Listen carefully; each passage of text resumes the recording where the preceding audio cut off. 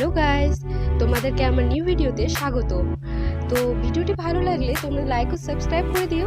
চলো আজকে তোমাদের দেখায় ব্যাঙ্গালোর স্টাইলের ঘুগনি কী করে রান্না করতে হয়।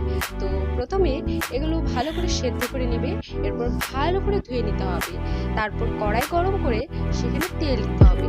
তেল গরম হয়ে গেলে জিরে, পেঁয়াজ কুচি ও লঙ্কা দিয়ে ভালো করে ভাজতে হবে যতক্ষণ না এটা ব্রাউন কালার হয়ে যায়। দেখো আমার পেঁয়াজটি কেমন ব্রাউন কালার হয়ে আসছে।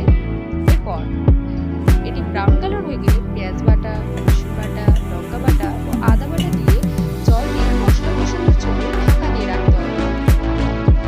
যতক্ষণ মশলা কষানো হচ্ছে ততক্ষণে আমি মটরগুলিতে লবণ ও হলুদ দিয়ে ভালো করে মেখে নিচ্ছি।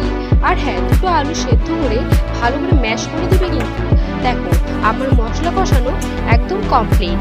এরপর আমি মটর কলাইগুলিতে একটু ভালো করে পরিমাণ মতো জল দিয়ে দেবো। এরপর ভালো করে এটি একটু নাড়াচাড়া করে নেব। এবার পরিমাণ মতো আবার জল দিয়ে সেটি ঢাকা দিয়ে রেখে দেবো। এরপর রান্না শেষ হওয়ার আগে লঙ্কা বাটা ও গরম মশলা দিয়ে ভালো করে নেড়ে দেবো। আমার রান্না শেষ। এবার দেখি এটি কেমন মজা হয়েছে।